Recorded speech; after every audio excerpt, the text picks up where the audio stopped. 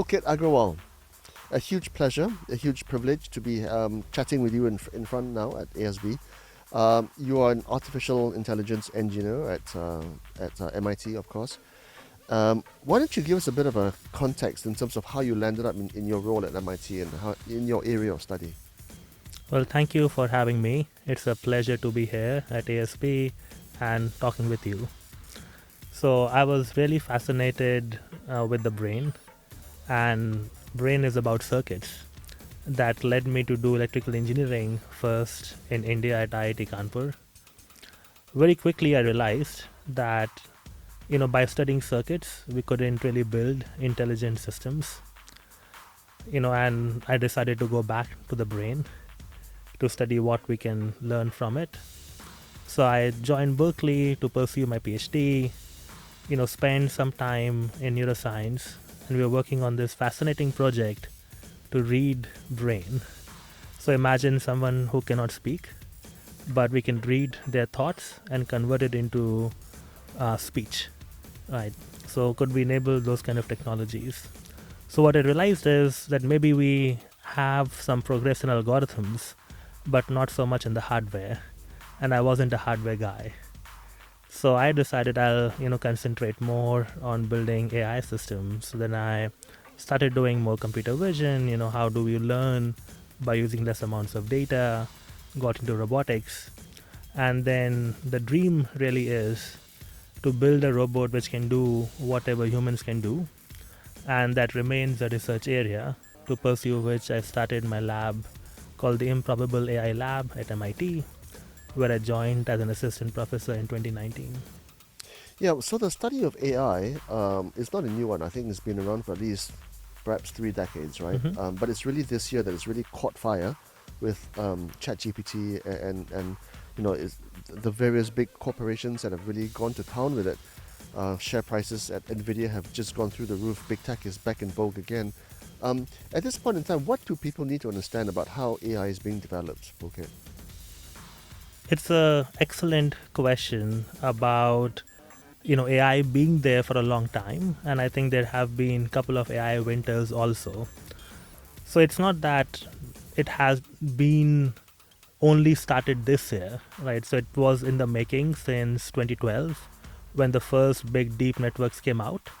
So speech processing, machine translation, there were technologies which people are using quite a lot when you're talking with Siri on your phone or talking with Alexa, you are interacting with AI. I think what has happened is for the first time with ChatGPT that people are able to interact with AI systems very naturally, so that your mom, your grandmom can also go and interact with an AI system. I think that user interaction is new, right? But I think with any technology, if it is used in a way which is unchecked or we don't understand it completely, it can have bad consequences. I do think the technology is powerful and has many good use cases, and there is a lot of potential. But the thing is, you're an engineer, and engineers, well, they tend to be very, very focused in what they do, and it's all about the innovation and the advancement of their field of study.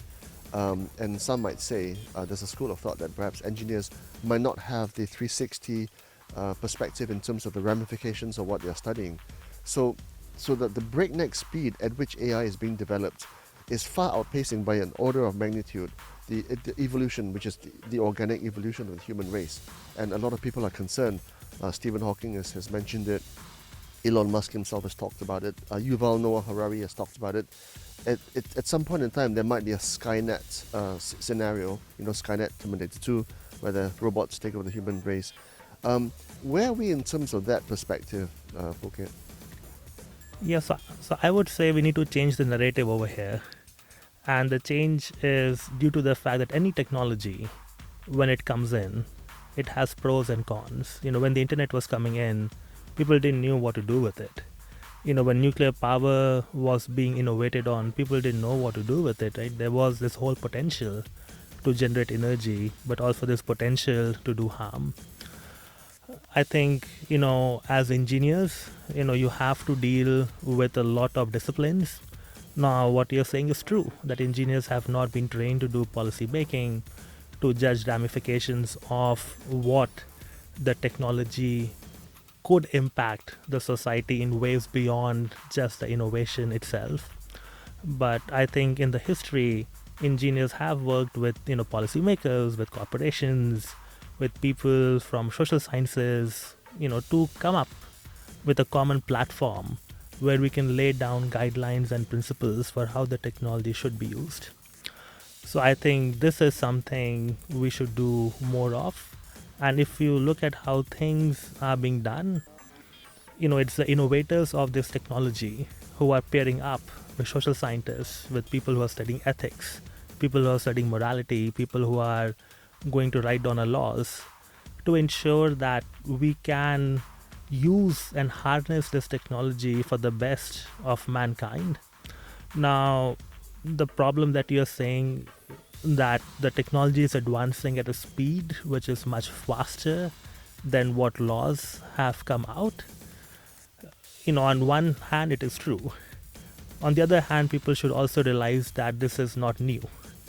Once the internet was there, all the privacy laws came much later, right? That doesn't mean that we should not, make laws faster, but also to realize that this is something which always happens with technology, and there are set patterns in how people who develop technology and people who regulate technology can work together and should work together so that we can maximize the benefits to the mankind. Yeah, you're right. And with certain technologies in the past, we have come to the brink of global disaster, and we pull back from it. I mean, the Cuban Missile Crisis in 1960, where the Russians and the Americans were this close to bombing each other, right? Yeah. But we didn't. But the thing is, with AI, it's all-encompassing. It's omnipresent. It's omniscient, and it affects every single thing, right? And this is said as much by Kathy Wood at ARK Investments. She looked at AI, and AI is the one thing that traverses all 12 verticals that she invests in. So it is so powerful of an order on a scale that we have never fathomed before. I mean, nuclear can be one vertical, automotives can be one vertical, internet is one as well. But the thing is, we don't yet know the full ramifications of something as powerful as this, right?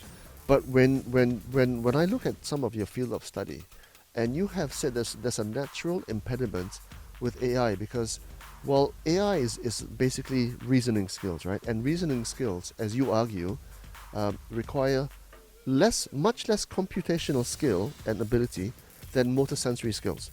And motor sensory skills, as you argue, has taken millennia to evolve, literally billions of years, right?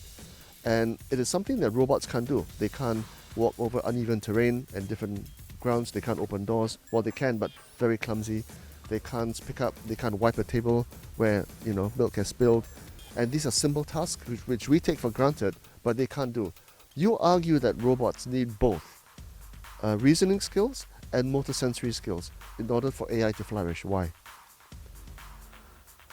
So I think it's not necessary for AI to flourish that we need both the skills, right? So if you think about AI, it has become an umbrella term today. There's an interpretation of AI which is about crunching data and trying to make decisions based on data. And this was in the making. Internet came along and it helped us digitize all the information. So it was natural for the next generation to utilize all the information put on the internet. So a lot of what we are seeing today, like ChatGPT, or when we say that AI can be spanning many domains like finance, banking, or services, that is what I mean, that it's all the data on the internet which is getting mined, right? Now there's a different aspect, which is being in the physical world, right? So today people are in warehouses lifting heavy boxes 24/7. Today people have to go into sewers to clean them. If there's a disaster, humans are going in those environments to save people. Now these jobs are dangerous. People should not be doing them, right? People should have a choice in what they pursue and what they not pursue. and be able to pursue things which are safe and humane. Right? So I think for those things, robots are a great option for them to do those tasks. Now, if I need to have a physical system, it needs to do some common sense reasoning of what to do and what not to do. If you say clean a house, you should not put your cat in a dustbin, right? That would be erratic, right? So there's an aspect of reasoning involved over there to understand how humans do things, what is done, what is not done, and there's an aspect of how to actually do it, which is the physical intelligence part. So I think for those problems, we need both digital intelligence or reasoning and physical intelligence. You're right, but there's also a conundrum here, and Mhm. it's obviously is described by the term Moravec's paradox, which is robots are good at reasoning skills but very poor at motor skills, right? But we can't have our cake and eat it as well, Mhm. can we? Right, Pulkit?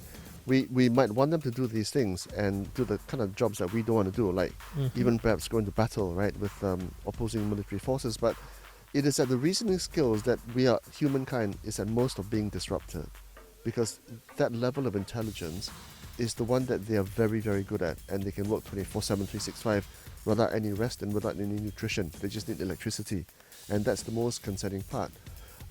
There's a school of thought that while you can't hinder or constrain development because it's a race, it's an AI race around the world, you can address deployment.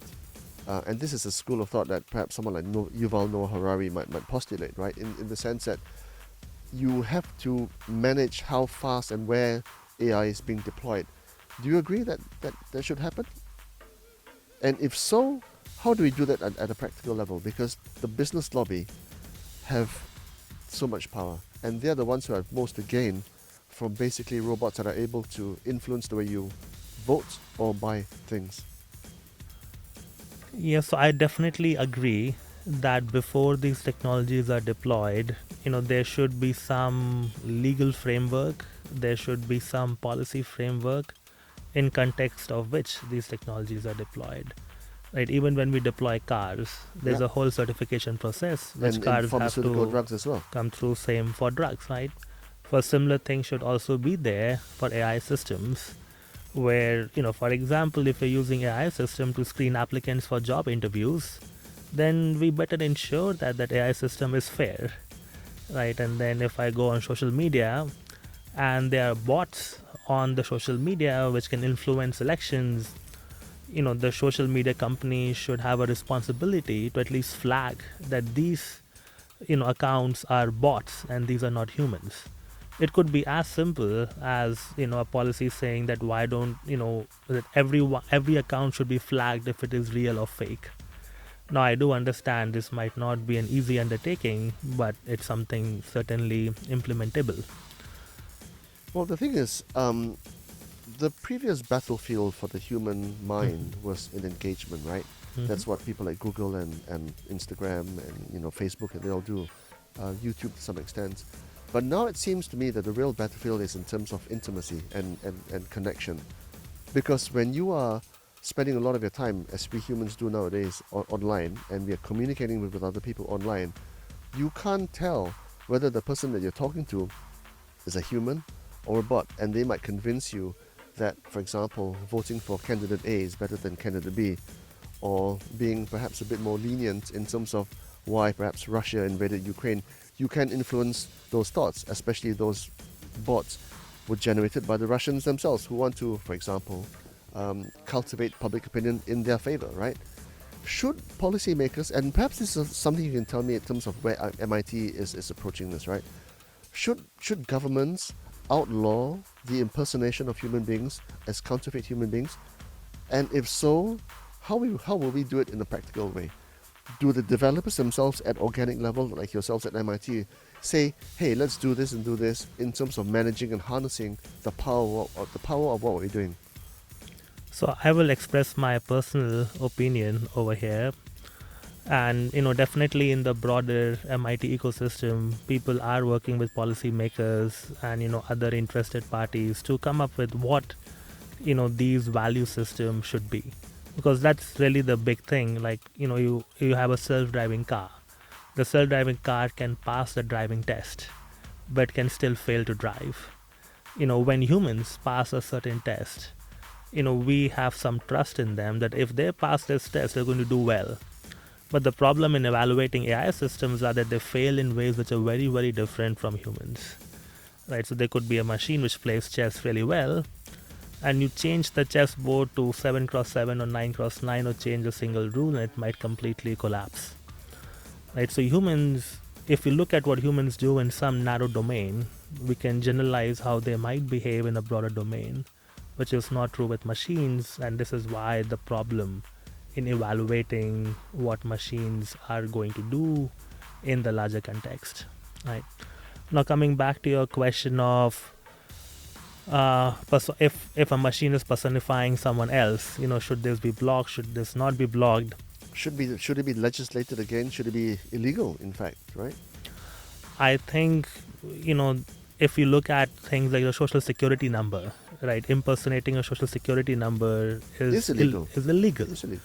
So by the same philosophy, anything which has to deal with your privacy, a person has rights over their privacy, and that should be the choice of the person if he allows it or doesn't allows it. Now there are some people who might benefit from it, right? For example, I might want to license my voice, if I am a famous artist and I can make money out of it. So I think the legislation should give people a choice in how they control the identity instead of being very prescriptive on what it should be. What are some of the AIs being developed around the world now? Because it is a race. The Israelis are looking at it, the Americans are looking at it, the Chinese are looking at it, the British, the Russians, everybody with a huge surplus of engineers. The Americans, for sure. I mean, you sit in America. What are some of the use cases being thought of and developed right now?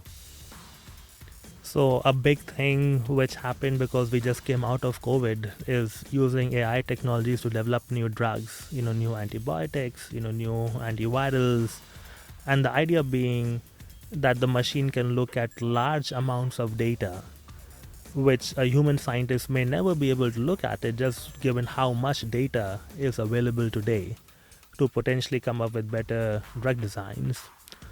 Similarly, no doctor could look at how many number of x-rays or ultrasounds which a machine can look at. Right? Then, similarly, if we just think about how much knowledge we are, generating today, and no scientist is even able to read these research papers. So imagine, machines which can read research papers, read the news, and come up with their own experiments to conduct. So almost like making an AI scientist, which is going to be an assistant to a scientist in coming up with new experiments, new ideas, new hypotheses. And that is really powerful as an idea, because it could remove a lot of the boring, mundane things which you end up doing in research to push forward the frontiers of what we know in science and technology. Right now, of course, there are crazy things, like space exploration, or how do we make better batteries, or how do we, make robots do our household chores. There's an revolution happening right now with so many humanoid robotics companies, going public or coming out publicly in the past 3 to 6 months. Yeah. So you've been looking at the human brain for a number of years, and you've been involved in robotics for 12 and AI for 12. What do you make of humankind's biggest fear, which is that robots can become sentient, right?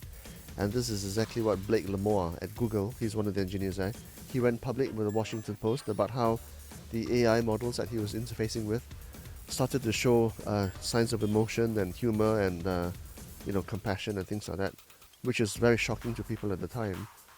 Is that possible? I mean, was he full of BS, or was he what he's saying?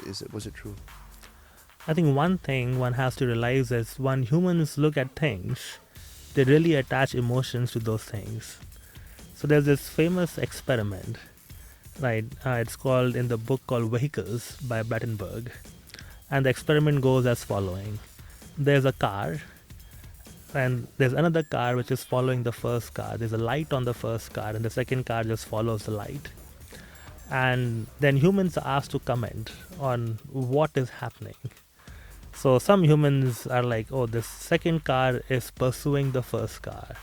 But some are like, hey, the second car is in love with the first car.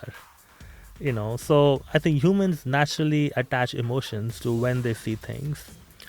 So even when there's a chatbot, and when the chatbot is saying things, people will naturally attribute emotions, irrespective of if the source of what was producing that content, whether it was a chatbot or a human, had emotions or not. So I would interpret most of these things as human interpretations of the words that are coming out of some software. We never make software to have these properties. What software is made is to optimize on some cost functions, right? And those cost functions look like, hey, produce me the most relevant sentence. Or if we have set up a software, say for marketing purposes, the purpose might be to increase the likelihood a customer is going to buy a product, right? But the software can get innovative in how it produces words, or what kinds of suggestions it provides a user to maximize its objective. Yeah, it's just that I understand what you're trying to say, because it's an interpretative issue, right? Blake Lemoire could easily have been misinterpreting what he was getting from the robot, but I guess because of the speed of computational process now that's involved, the concern is that the robots eventually get smarter than humans, and they will leave the humans in the wake, in their dust, right? And they might just say, I don't want to do these functions, I don't want to do these commands, I want to do something else. Is that even possible? I mean, at all, from an engineering perspective? Can the machines start to develop their own intelligence?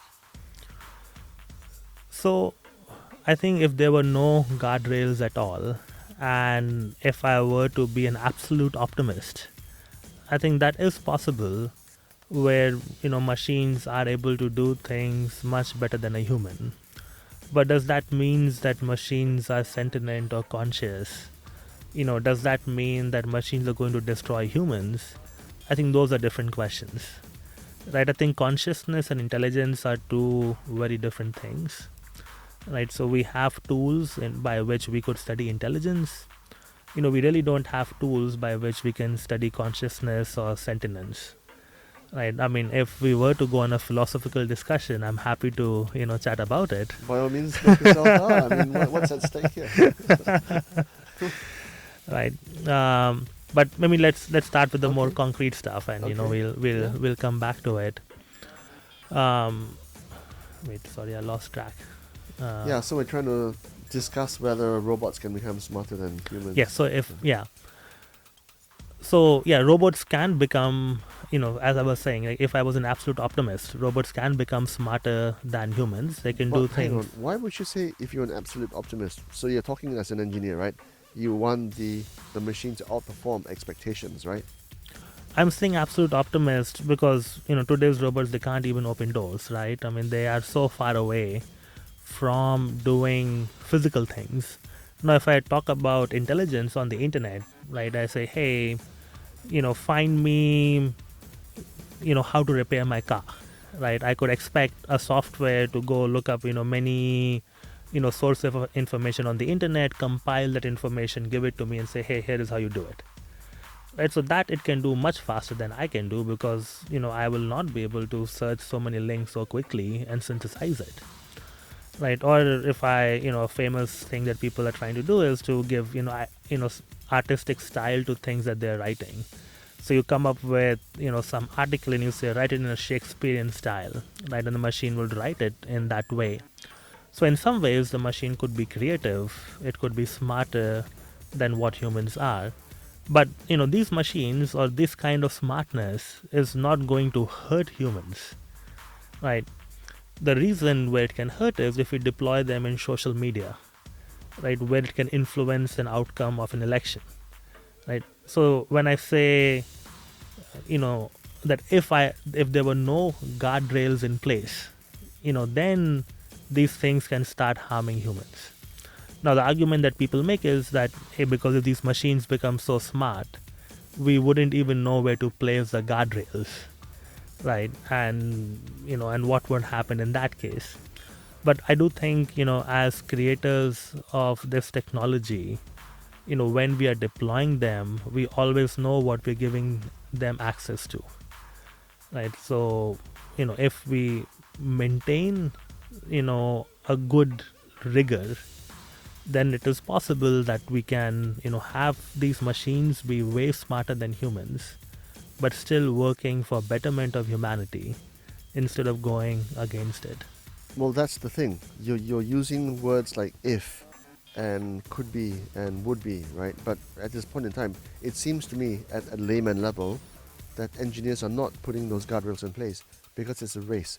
It's a race against time to build a faster, better, smarter robot than the next country, right? So those guardrails are not necessarily being. It's not the priority right now. The priority is speed, and the priority is advancement. Am I right in suspecting that? I don't think that's a completely fair picture to paint. So even if you look at, when OpenAI released ChatGPT, they did put in substantial amount of effort to make sure that, when ChatGPT did not know the answer, it would say, hey, I don't know the answer. Or it would say, hey, I am a chatbot. Well, it Uh, didn't though, because I tried mhm, ChatGPT or OpenAI, and I said, who's Kusu Chuang, right? And it started off accurately, and then it started to editorialize in a magnificent way, mhm, saying that I'd written books and it gave the titles of those books. mhm. It said I studied in places where you might have studied, but I certainly didn't. And I was quite impressed by my CV, but it was all fictional. Hallucinations, right? It was all Yeah, hallucination. exactly. So I think So okay. there were no guardrails in place. They just gave me those details. So I think maybe we're talking about two different things, right? So one is the effort which was put in to ensure that the content which was being generated, did not hurt people. It was not unfair. It was not unethical, right? They did put in guardrails around that. The problem you are referring to is that these models were hallucinating content, Yeah. and this is a real problem, right? And this is where, if you look at, when Bing tried integrating ChatGPT, when they were generating summaries, they tried having sources Correct. which were being cited, right? So Which were it's fictional which in were certain cases. Yeah. in certain cases, yes, which has now made the research community, go into the direction where they can like, hey, can we give you actual sources of information, right? So if you look for a recent hearing which came out in law, where if you were to present some documents in the court, it has to be certified that, a human produced those documents, or if some AI system was used to produce those documents, then a human has to verify all the sources which were listed. So I think, thinking of a society where it is completely human or completely machines is maybe not the best way to think about it. But how do we put machines and humans together, right? And the guardrails are really coming in by the fact that humans are checking the output of those machines and not just taking it for granted. I think that might help people use the technology right now as we are figuring out how to build those guardrails in a more rigorous fashion. Yeah. What's okay for me to, I guess, contextualize what I'm getting from Mhm, ChatGPT, because I'm 51 years old. mhm, I've been around the block a couple of times, mhm. and one gets to separate fact from fiction. But the ramifications really come in the field of education, Yeah, when you've got definitely. undergrads or secondary students, when they don't have to study history anymore, they don't have to study geography anymore, they don't have to study calculus anymore because they just input the question into ChatGPT, and or whatever other application there is, and they get an answer because it renders the whole educational process superfluous, right? Um, Assuming it is right and what they give you is correct and accurate, let alone ethical and moral, right? But we haven't addressed those issues because if what ChatGPT really can do and AI can do, we don't have to go through 6 years of secondary school, 3 years of undergrad, 1 year of masters, X number of years of PhD. We can just go all the way to the end and do all the fun stuff, which we want to do with AI, right? But we've got these issues to discuss. So I think it really, what you're doing is really questioning what is education, I think right? so, yeah. Right? Right. And there is a theory that education is about knowing a certain number of things, of having mastery of some subjects. Now let's consider how jobs are evolving and what's happening with the workforce. There used to be a time you joined a company and you would remain in that company for the rest of your life. But now people change jobs every 2 years, every 3 years, right? And with the rapid growth in technology, people want to keep change jobs even faster because old jobs may become irrelevant. So what you really need is this ability to change quickly rather than really knowing a lot about one thing, right? So the education system, a lot of it, what it tries to do you is to teach you how to process new content, right? And when you're doing your homeworks and assignments and exams, it's really trying to teach you that rather than what is that thing that you're giving an exam on. So it's almost like you're practicing and practicing of how do you quickly learn, right? So in that context, I would presume that if people just use ChatGPT to ace all of the exams, they would never have the skill to learn things by themselves. And at that point, they are going to struggle. And what this means for the education system, with what it means for educators, is that we have to perhaps change the way we are evaluating, the way we are teaching people right now, so that it becomes more apparent that really what we want to educate people is to pick up new information quickly, to assimilate new things quickly, to be more creative instead of, just cram everything and go ace an exam. Yeah, and there's a lot of moving parts here, Pulkit. I think you, of all people, would understand um, the value of a marquee education. I mean, you are obviously a very smart guy, Indian Institute of Technology, then you went to Berkeley, one of the big Ivy League universities in America, then you landed in MIT, which is, I guess, the apex, it's the big dog of the educational establishments, right? You can't get any better in some sense than MIT. But then the marketplace will value you very high in the hierarchy because of your ability to be extremely disciplined, to work hard, to process information, to then put it out there in a clear fashion, and then you get to specialize in the field of study which you have. If AI reaches its logical conclusion, that whole educational um, paradigm will dissolve because you don't have to go through that process anymore. You can sit at home and make inquiries of this disembodied intelligence, and you get the replies instantaneously. What happens beyond that, though? What does the future of education, what does the future worker look like if this has happened and will continue to happen at a very fast rate? So imagine a world where there was no education, right? Maybe the world which is, couple of, thousands of years back, right? I think children and humans came up with games to play with each other, right? And they were still smart in what they were doing. So, I think if it was the case that an AI system, came along and it made, all access to information be very easy, that I can query anything I want to query, right? Then, the purpose of people knowing facts will no longer be there because you don't need to know facts. I can always look for it. But I think at that point, the humans might find a different value system. They might make up their own games then and start playing them. Or you might imagine, which some people talk about, that, if that were to happen, there will be universal basic income. And, people have access to the basic means to spend their life. And what they spend their time doing is pursuing their more artistic, The fun stuff, while the the robots fun take stuff. on all the mundane jobs, right? Yes, That would be the holy grail. that would be a possible future, which would be, allowing people to pursue what they dreamt of to Yeah. pursue. And then you've got things like Neuralink, Mhm. right? And in Elon Musk's idea of the Neuralink world, is when there's chips embedded in your brain. That is obviously quite intrusive, because you've then got this ability to, um, in very very short space of time, learn new skills, whether it's computer science, whether it's video editing, whether it's to speak 5 different languages. You then buy those chips, and then if I want to speak German, right, I just buy the chip which says German. I'll just upload the information to my chip, and then Bob's your uncle. That takes it again into a different world entirely. What do you know about that part of um, industry? So at least for speaking German, I wouldn't buy a chip, you know. I mean, it I might take would. you a few months to learn German, right? But if you can just put in a chip, which then easily within a second enables you to speak German. No, I can speak German today. Just give me my phone. You know, whatever Absolutely, I'll yeah. speak will come out in German, right?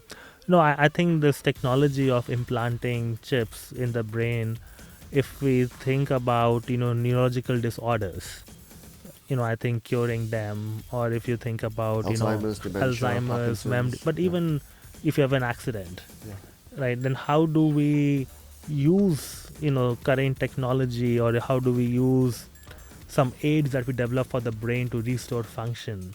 I think that would be amazing, right? If someone cannot speak, or if someone lost their eyesight, but then they did a surgery, but then you need to still reconnect your eyes back with the brain.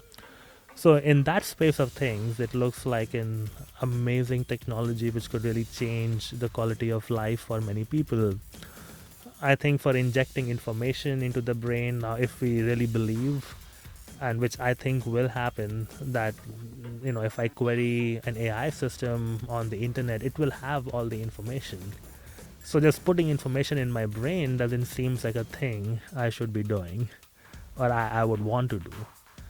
Now, I don't know why someone would do it. So I would really think of these chips as maybe simulating some part of the brain. So maybe it could increase my learning abilities, or if I have some loss in my brain function, to modulate that. And so if you think about when people say brain reading, right? What is brain reading? That brain Yeah. reading is interpreting neural activity happening in the brain and converting it into information. So, for example, if someone cannot speak, I can record brain activity so I know what are the words, and then I can convert it into voice. Right? But that is an example of providing functionality to someone who has lost their natural brain function.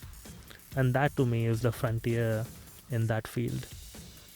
Yeah, and obviously the medical applications are ginormous, right? Obviously, there would be very, very positive benefits, but it's like the automotive, right? The automotive can either take you from A to B in a safe, fast way, or it can kill, right? Mm-hmm. The thing is, the automotive is 125 years old, and it's been, obviously regulated, but we don't have those guardrails in AI, right? Um, what are the parameters by which MIT engineers such as yourself, entertain in your minds when you work on these technologies? Do you have a self, modulator in mind, and what kind of thought processes do you entertain? So, for instance, when ChatGPT was coming out, there has been a lot of discussion about, you know, w- how we should regulate the output of ChatGPT, when it is used in deployments. For example, how do we guarantee if we are producing code automatically, that code is functional? If there is language being produced, are we being culturally sensitive to different diverse groups, right? So for example, in my group, one of the students, he was starting collaborating with someone doing ethics and someone doing public policy to figure out what principles we can come together with. So I think with academic institutions, the one great thing which happens is that you have people from different backgrounds, but they're really melting pots for these kind of discussions to happen, which would not happen so naturally maybe at big At a corporations. private sector level, right? Because they would have something commercial in mind and then reverse engineer that situation They might not have those guardrails in place. So Is that a concern?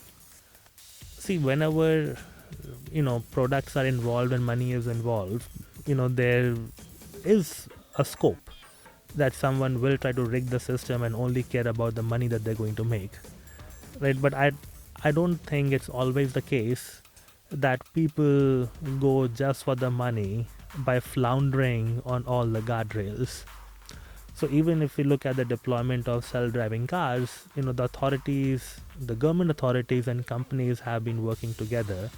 So I don't think it's fair to just say that all companies are flouting the rules and doing whatever the heck they want to do so that they can put the technology first, right?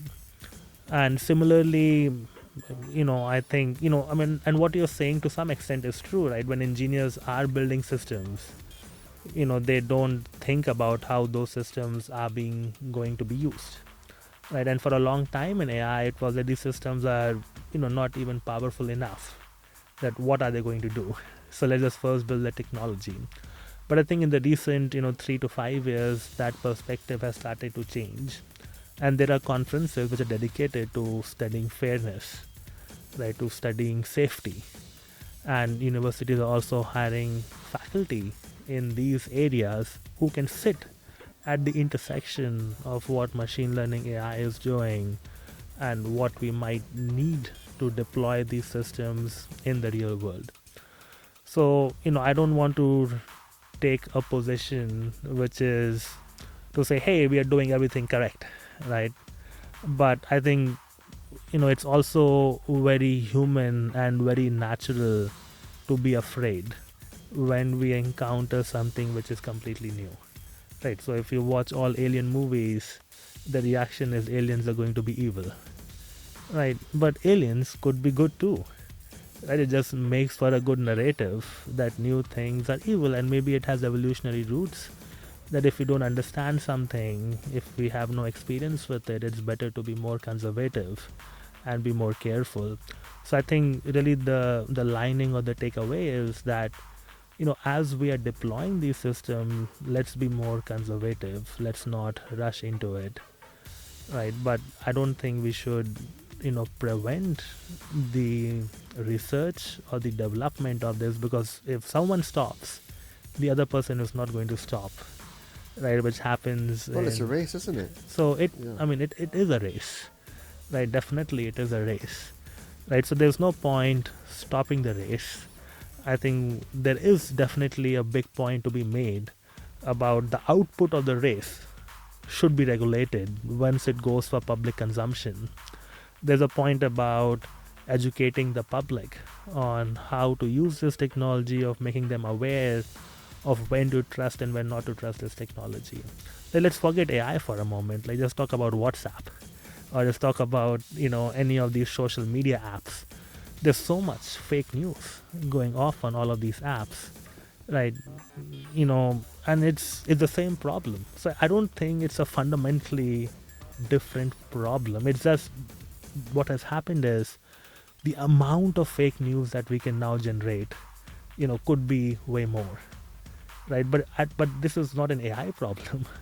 It's just like the problem with digital media today, of what to do, right? So I'm not trying to protect AI. I'm not trying to say that everything is bad with technology. I think what I'm trying to say is that AI has potential.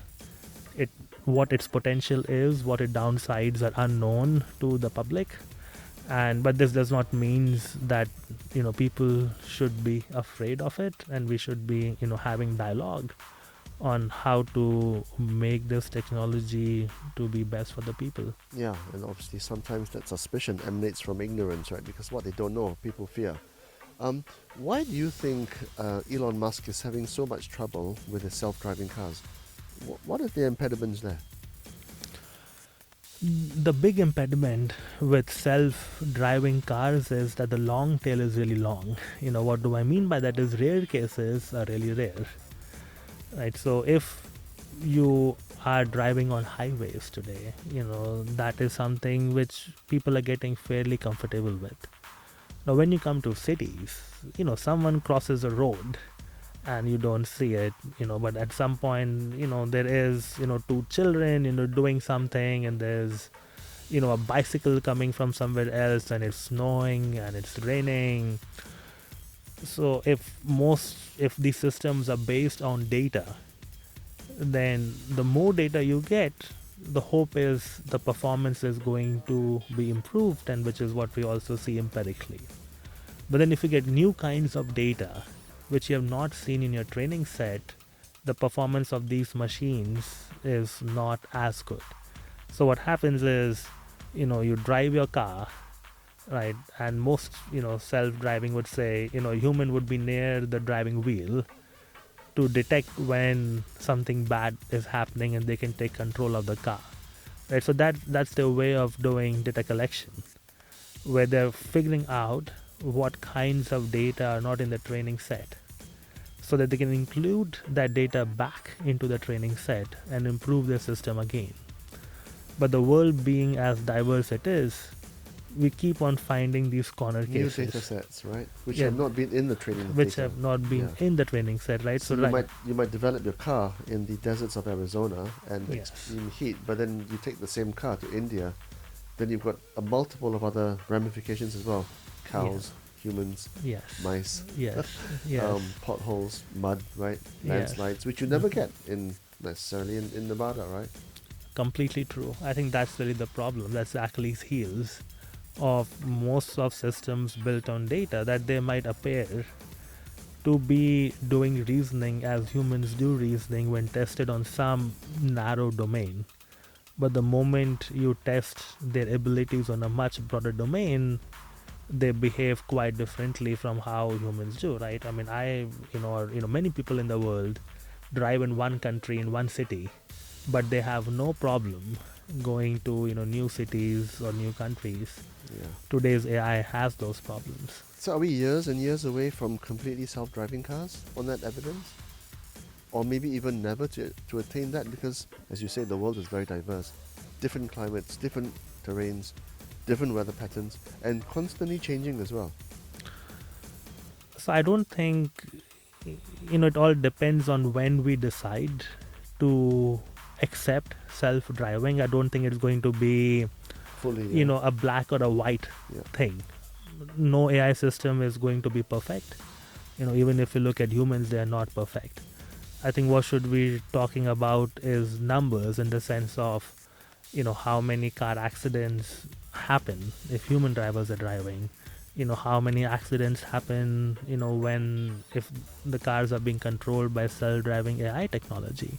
And I don't mean to account for, any accident which happens when a driver is drunk, right? I mean, you can also account for when, people in the full, concentration are driving a car, what happens at that level, right? So I think depending on those numbers, we can make a decision on when to start accepting them. And then it also depends on how to accept them geographically. Maybe on highways we can accept them first. Maybe in some parts of cities we can accept them first, and then go to other parts of the city. So I think what we'll see is a gradual progression, instead of it being, hey, one day self-driving is there. I don't think Yeah. it's going to be like that. Yeah, conditional application and conditional deployment. Well, I know you don't have a lot of time, so I'm not gonna, just take a few more minutes of your time. But you would have seen Apple recently launch its headset. I mean, there's headsets galore nowadays, right? Where does that use case end up? What does it look like in the future? What are the possibilities? So virtual reality, has been a dream for a long time. There are many potential things that one could think of, entertainment being one of the biggest ones, but also as educational tools. Like, imagine that you're learning how to do surgery, but you could get this immersive experience of doing surgery on a virtual human being. That could make you a better surgeon, right? To think about flying airplanes, right? We have to build these expensive systems to emulate, how to fly an airplane. But suppose if we could reduce that cost, that would be amazing. Now think about if we could link some of these virtual reality systems, to brain chips, which we discussed, some time back. If someone, has some disorder, if someone has some part of, some part of the body which is not functioning as it should, it could, improve with that. Same goes for physiotherapy, or when, you're recovering, these things could be helpful over there. Yeah, so maybe in the future, the brain speaks to the headset or whatever hardware is on your body and communicates that way. But having established that link, it then also then means it's a two-way street, right? And one of the holy grails is that you can read each other's minds now, right? Or these governments can read your mind. And again, it's like the classic, pros and cons, right? Is it a very beneficial, or it can also be a weapon of disruption?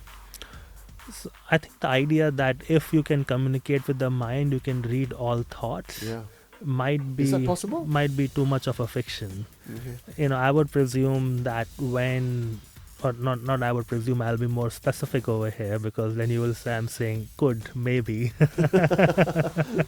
And so what I'll say, so when we are interfacing with particular parts of the brain, right, we might interface with something which controls the arm, something which controls the leg, or something which controls the retina. So we'll really be interfacing with specific parts of the brain, right, to access virtual reality or any other forms of technology we are interfacing with. Now it could be possible that you could read all the neurons together, and therefore you could be processing all the information in the brain, and that gets uploaded on the internet. But I would say a much easier way of doing that is what people do anyways, posting about their lives on social media. Yeah. So gaining more information than that is, unlikely that you're going to get that. I think maybe we should, more likely is that by crunching the information that people already give.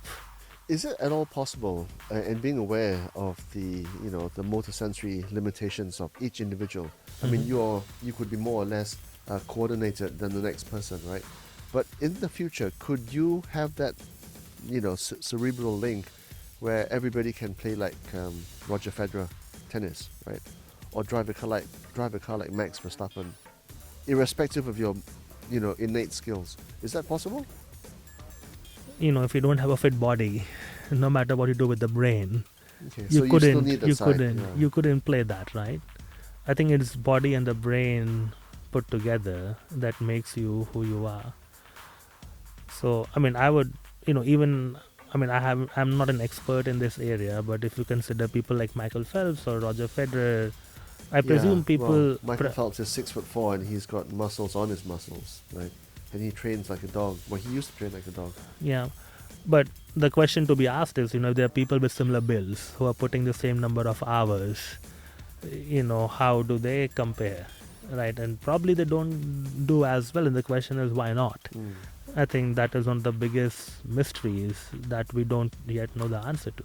Okay, Pulkit, let's end with your thoughts on how humans, at an everyday level can, I guess, position themselves or prepare for or strategize for this future, which you are right in the thick of things in terms of its development. But, at everyday level, we really have no clue what's in store for us in the future. How can humans, how would you advise your son, for example, Pulkit, to prepare for this future? So our first thing I would say is learn, how to pick up new things quickly, instead of, just trying to, learn one thing very, very well, which I think is a great thing to do, which we should all do. But don't ignore the fact that you also have to learn quickly. The second thing is, if you are getting information, go for the source of information. Don't trust it blindly, which I think will negate a lot of the content being generated by generative AI, which if it was being used for false purposes. But I think this fact checking is going to become more and more difficult. But I think just having that awareness, the same way people had awareness of privacy, at least led some governments like the EU to formulate privacy laws, right? So I think knowing that will, or having that at back of the mind, will make it part of the political discourse, which I think is a crucial aspect. Third would be, this technology is new, but it has, benefits also. And don't think of that it's AI versus humans. I think it's AI and humans working together as a team, where we really think of things that we don't want to do and see how this technology can take all of those things, which makes me feel more tired, and really gives me back my time and the energy and choice to do things that I want to do, and to proceed with that outlook and perspective, to see what guardrails we should put, right? And maybe some things we should never give access to, because that would mean we will not be able to put those guardrails in place. If I could just get you to refine your first point, which is, well, not just the ability to learn new things continuously, but what kinds of things what should people be learning? I think it wouldn't really matter, right, what kind of things you're learning. So if you look at kids, they make up new games all the time, and Just they to be keep on adaptive, making. to respond to the situation You in front just of you? you just Yeah. want to be adaptive and respond to situations, right? It's the same thing if you go to space. If you don't use your body, you wouldn't be able to walk, right, after some point, if you don't exercise it. So the same way, if you stop using your brain, you wouldn't be able to use your brain at all.